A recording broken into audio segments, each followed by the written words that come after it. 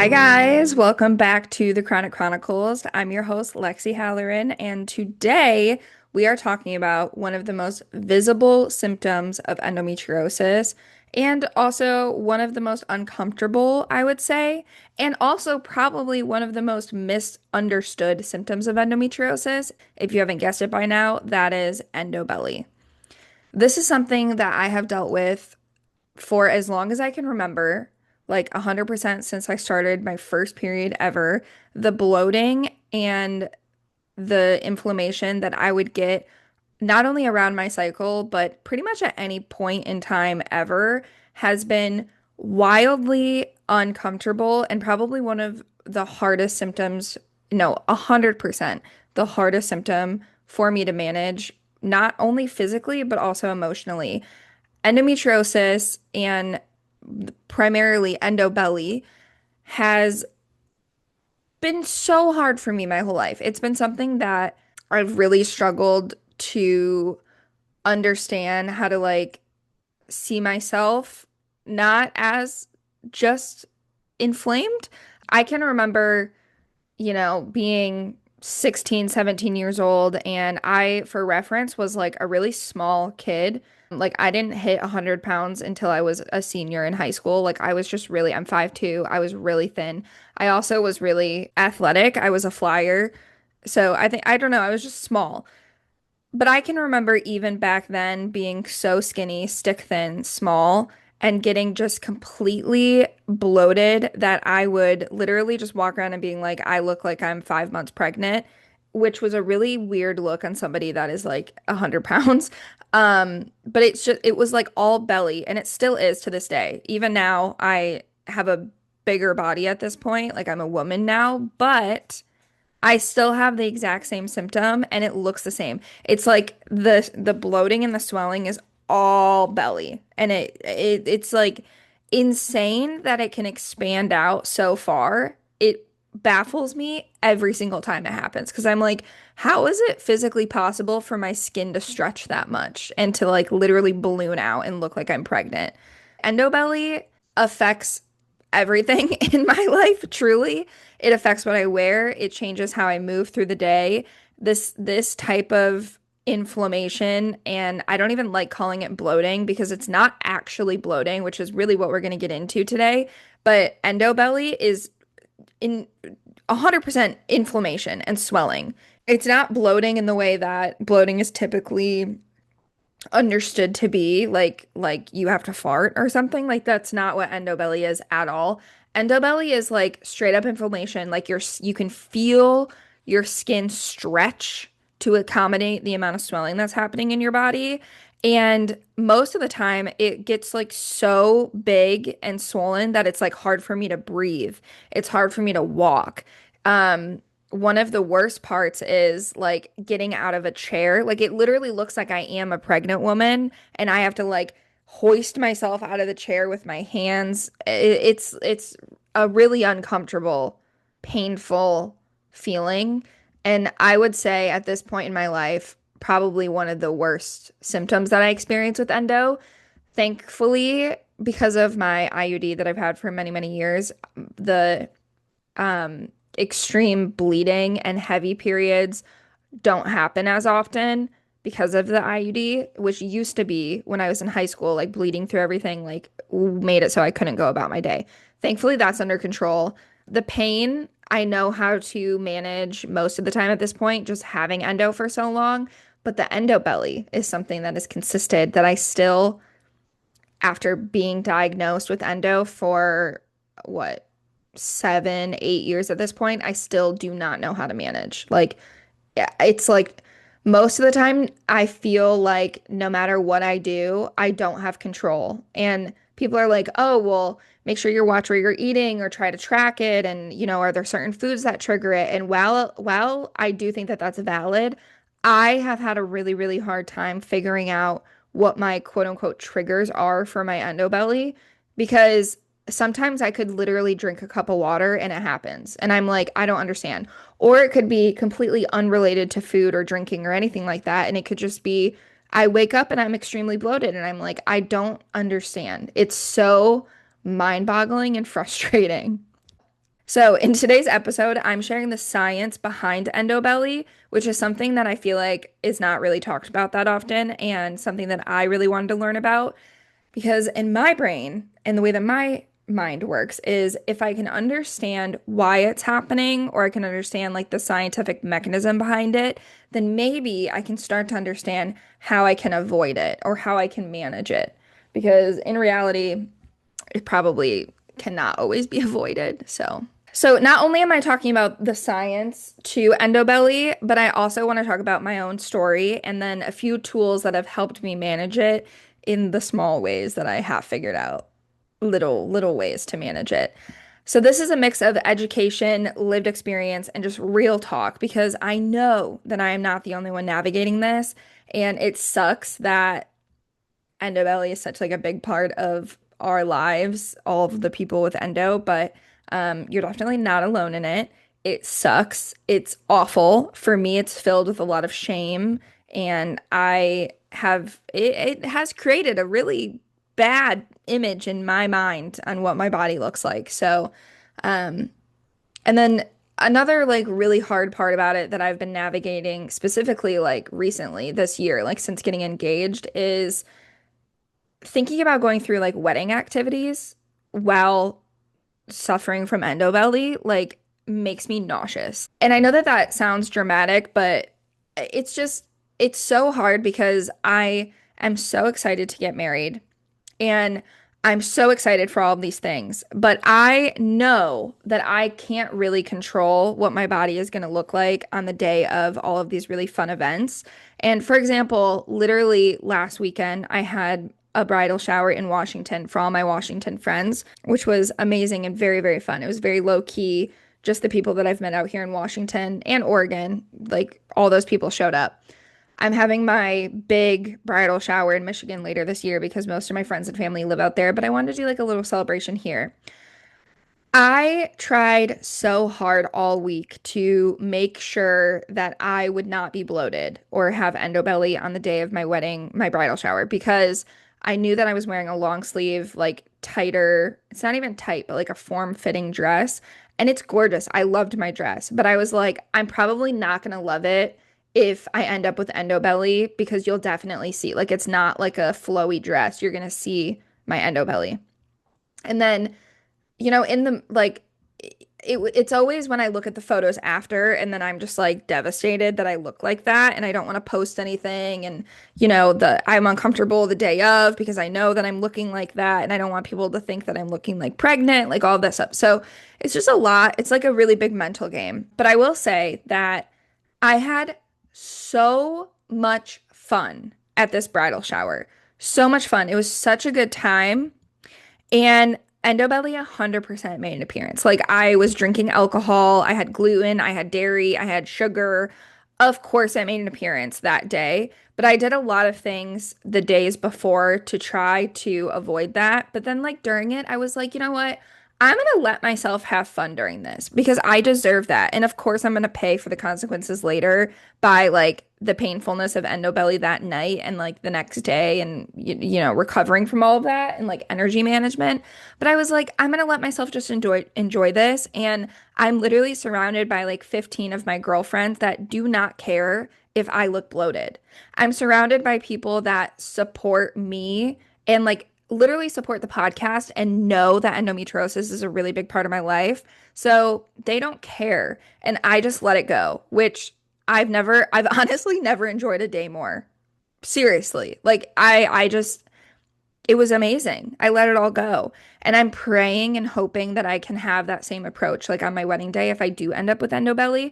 But I won't lie, it's like a really big worry of mine. This weekend, my mom and my fiance's mom are coming into town to go wedding dress shopping with me. And I'm not gonna lie to you, like of course, I'm excited to go wedding dress shopping, of course. But at the same time, I'm fearful of it and I'm anxious and I'm worried about not liking any of the dresses that I'm wearing because what if I'm bloated or what if I fall in love with a dress but it's like very form-fitting and then it's not really like endo belly safe and it's just so many things you have to think about that is annoying that we shouldn't have to think about. Like it's just frustrating. Anyways, that's all the things that have been on my brain and why I want to do this episode and why this is all on my head right now. So, that all being said, if you're also someone who feels 6 months pregnant by noon on most days, or if your stomach changes sizes by the hour, or if you've ever been told that it's just gas, then this episode is 100% for you. Please stay. Let me know what you think. Make sure to subscribe, follow, comment on this episode so that way we get all the people that need to hear this listening to it. And I love you guys so much. Thank you so much for supporting the podcast. Okay, let's get real about what endobelly is and then also about what it isn't. So, endobelly is not just regular bloating. This isn't just eating too much or like swallowing air because you're eating too fast or even a food intolerance. It's not simply needing to drink more water or chew your food more slowly, which are all things that doctors have told me, by the way. Endobelly is a complex, multifactorial system rooted in the overlapping dysfunctions of the digestive system, the lymphatic system, the nervous system, and our immune responses, all of which are impacted by endometriosis. Endobelly is usually the only visible symptom that you have endometriosis, and it's a visible manifestation of a lot of internal inflammation. And in many cases, it signals that the body is really overwhelmed and dysregulated and suffering from endometriosis, which is all of these things. Here's what the current science tells us about the mechanisms behind endobelly. So there's a lot of chronic inflammation in the pelvis. Endometriosis is not just a reproductive condition, which we all know. It's a chronic inflammatory disease. So these lesions trigger an immune response and they release inflammatory cytokines, which cause tissue irritation, swelling, and pain. Now, when those lesions are on or near your bowel peritoneum or pelvic fascia, the inflammation doesn't stay local. It affects the surrounding organs, including your entire digestive tract, which is why you may feel like pressure, fullness, cramping, burning, or visible swelling or protrusion of the lower abdomen. The inflammation causes the body to retain fluid, and then inflammatory byproducts slow digestion and lymphatic drainage, which leads to the ballooning, swollen belly sensation, aka endobelly. And we often forget that the pelvis, gut, and brain are deeply connected via your nervous system and your vagus nerve. So in endometriosis, especially when lesions irritate the peritoneum or abdominal nerves, the crosstalk becomes dysregulated. This can lead to visceral hypersensitivity, which is your gut perceives normal digestion as pain. It can lead to slowed motility, so your food moves more slowly, which would result in gas buildup and bloat. Or it could lead to increased cramping from nerve overstimulation. People with endo often develop central sensitization, where the nervous system becomes hyperreactive to stimuli. So even mild gas or bloating feels really extreme, and the body reacts with more tension and more inflammation. Now let's talk about structure. If you're in chronic pelvic pain, your pelvic floor muscles, abdominal muscles, and even your diaphragm can go into protective guarding mode. That means that they tense up really involuntary to brace against the pain. And that tension has a cost. It compresses the intestines, it reduces blood flow and lymph flow. It causes it slows muscle movement that pushes food through the gut, and it makes it harder to pass gas or stool. All of this leads to visible inflammation, pressure, and a backed up digestive tract, and it's really a full mechanical slowdown. People often compare this to a balloon, but it's more like a tightly knotted balloon that can't release air even if it wants to. That's why it often doesn't feel like you actually do need to release gas because you probably can't. So why would it feel like you need to?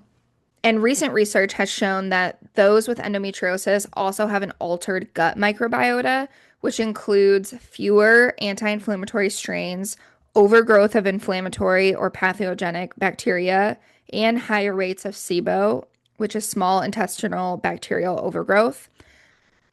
So, why does this matter? Because an imbalanced gut leads to more gas production, more fermentation of undigested carbohydrates, more bloating and pressure, and more immune activation. Additionally, many with endo have increased intestinal permeability, sometimes called leaky gut.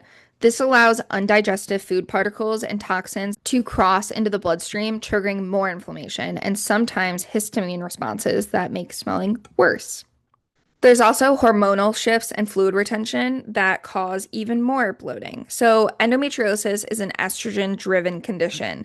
And many of us with endo also experience estrogen dominance, progesterone resistance, and disrupted cortisol or insulin patterns. These hormonal imbalances contribute to water retention, slow digestion, constipation or loose stools, poor sleep, which also worsens inflammation and water retention, and mid-cycle or luteal phase bloating, even outside of your period days. That all being said, you can look 6 months pregnant with zero food triggers, simply because your hormones are fluctuating and your body is reacting to internal changes. And then there's also the lymphatic system. The lymphatic system is often forgotten in chronic illness, but it plays a massive role in endobelly. Your lymphatic system is responsible for clearing waste, excess fluid, and immune byproducts from your tissues. When it's stagnant because of inflammation, lack of movement, adhesions, or surgeries, your fluid pools in the abdominal cavity and your lower pelvis, and that fluid combined with swelling in the gut leads to a belly that feels puffy, heavy, stretched, tender, hard, all of the things. And if you've ever felt relief from lymphatic massage, walking, or a castor oil pack, that's why. And last, but definitely not least, if you've ever had surgery, whether diagnostic laparoscopy, excision, C-section, or anything else, you may have scar tissue and adhesions. Adhesions are sticky bands of tissue that can pull your organs out of alignment, restrict intestinal movement. It could even cause kinks in the digestive flow. It can anchor nerves and increase tension, and it can also compress lymphatic vessels or blood flow. So that means that even with perfect nutrition or supplements, your system can still back up and your belly can still balloon. So, in summary, endobelly is a whole body response. It's not a cosmetic issue. It's driven by chronic pelvic inflammation, nervous system hyperactivity, hormonal dysregulation, gut dysfunction and microbiome changes, lymphatic stagnation, muscular tension, surgical adhesions, and also by food and diet and exercise. It's unpredictable, it's painful, and it's visible. And for many of us, it's the symptom that feels the most misunderstood and the most triggering because it's visible. Now, let me tell you how this shows up in my life. So, I've already told you a little bit about more recent experiences and how I'm feeling related to my wedding and stuff like that. But let me tell you about maybe like a typical day in my life. So, some days I wake up feeling okay. I'll have a light breakfast, get through my morning, and then boom, by the afternoon, I look 6 months pregnant. Literally, I'm not being dramatic, guys. 6 months pregnant. My stomach gets hard, my clothes don't fit, I feel pressure, pain, and nausea sometimes. And it's not just about how it looks, even though it looks awful and it's very difficult because I didn't look like that 5 hours ago, but it also like really physically hurts. And the emotional side, it's even harder to talk about. I mean, I've cried in dressing rooms more than I can count. I've canceled plans because I physically couldn't zip up a pair of pants. I've been asked if I was pregnant when I wasn't. And that really sticks with you, like, really sticks with you. And what makes it worse is it's often brushed off. I've had providers say that it's just bloating, or I need to cut out dairy, I need to cut out gluten. And while, yes, some foods do affect people and may affect me, this goes so much deeper than my diet. It's a symptom of a disease that's working its way through multiple systems in my body, and yet we're told to drink peppermint tea and be grateful that it's not worse. That kind of dismissal hurts just as much as the physical pain. So, I want to talk a little bit about things that have helped me. Definitely not cure endobelly, but maybe like cope with it a little bit better and help with some of the pain in the moment. One of my favorite things are magnesium baths, or I mean, in particular, a hot bath, but the addition of a magnesium also helps with muscle relaxation. Specifically, I use some days Hot Spell. You can use code Chronic Chronicles for a discount on that if you would like. But I really love it. It calms my nervous system and helps reduce fluid retention. There is science backed on why magnesium helps with all of that too. Another thing that I found helps a little bit are castor oil packs. The main ingredient in castor oil actually has science-backed proof on why it helps with reducing inflammation. The thing about castor oil is that it can get messy, but I do think that if they're used consistently, they do help. I use them about 3 to 4 nights a week on my abdomen and liver specifically. You're supposed to put it over your liver. And then you kind of like wrap a little thing around you, sleep with it, and then wake up and shower it off. Another thing that really helps are Octavia CBD suppositories or Pure Spectrum CBD salve. Both of them help relieve muscle pain and soothe internal inflammation. So the CBD suppositories, the CBD salves, topical creams, castor oil packs, and baths are some of the topical things to help with actual pain relief from endobelly. But then coming from like the inside out, like there are a list of supplements that I take prescribed from my doctor to try to help with some of these things. I also do take digestive enzymes that I just started taking recently because I had my gallbladder removed when I was 15. And my doctor is like, this also, the digestive enzymes could probably help with some of the bloating as well. I haven't been taking them long enough to like know if they're really making a difference yet. But outside of supplements and stuff like that, I also do take electrolytes and I do drink bone broth or try to get in bone broth on a daily basis. Both are easy on the gut and they help support digestion when I can't eat that much. If I'm really, really bloated from endobelly, sometimes like eating is just like physically impossible. So if I can drink warm bone broth, you're still getting in nutrients. Another thing that I do anytime I'm bloated is try to move a little bit. So gentle walking or some like gentle stretching. Both are not to burn calories, but to try to stimulate lymph flow and relieve some of the pressure. And I also do like belly breathing when I'm really bloated, even though it actually is pretty painful to try to like stretch your stomach even more than it is already stretched because I'm like, it physically can't stretch anymore. Um, but doing some like deep belly breathing does help a little bit in the moment to try to like remind myself that I can breathe, even though it like is painful. And then, of course, wearing loose, cozy clothes. Like, I do not wear jeans very often. And if I do, typically I wear a size larger than what I, you know, think actually fits me because I allow myself like room to expand. And then I am not afraid to unbutton my pants. Like, most of the time when I'm up walking around, I'll have them buttoned. But by the time I sit down anywhere, they are unbuttoned and I don't care. Like, that's fine. So anything with like a soft waistband, flowy dresses, high-rise leggings, anything that doesn't compress my abdomen are things that I typically wear on an everyday basis, or especially in times where I know that I'm gonna get bloated, like travel always, always bloats me. My endobelly is out for all to see when I'm on the plane. So I definitely wear stretchy clothes in those situations.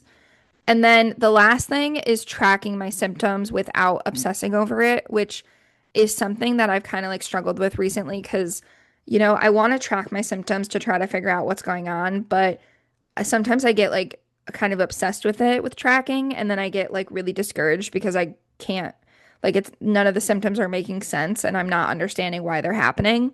So, I try to notice what days of my cycle endobelly is worst and like pacing my energy and meals accordingly. But I'm also trying not to be so obsessive with tracking every single thing that I'm eating or doing or, that type of stuff. Obviously, nothing fixes the endobelly, but layering these practices gives me a little bit more like agency on the days when my body feels really, really out of control. If you're still listening and you deal with endobelly, I want you to hear me say this clearly. You are not imagining it. You're not overreacting. You're not a failure because your body changes shape throughout the day. And you're 1000% not dramatic for needing soft clothes or skipping plans or crying when nothing fits. Like, I can't tell you how many times I've been there. So many times. Like, at probably, I'm going to be honest with you, I probably tear up once every 2 weeks, sometimes more than that, maybe even once a week, because I don't like the way that I look because of endobelly in my clothes. Like, I get it so much. Endobelly is real, it's complicated, it's so much more than bloating. We need to talk more about it so that we can carry less shame because this is not something to be shameful of. So, whether your stomach is flat today or flared up and swollen, you are still whole, worthy, beautiful, valid, and you deserve so much space to just enjoy your life, whether you are bloated or not. Thank you so much for being here with me. If this episode resonated with you, I would love if you shared it on your Instagram and tagged at Chronic Chronicles Pod, or if you just send this episode to a friend who needs to feel seen. Until next time, I'm sending love to you and to your belly exactly how it is. I love you so much. Thank you so much for listening, and I will talk to you next week.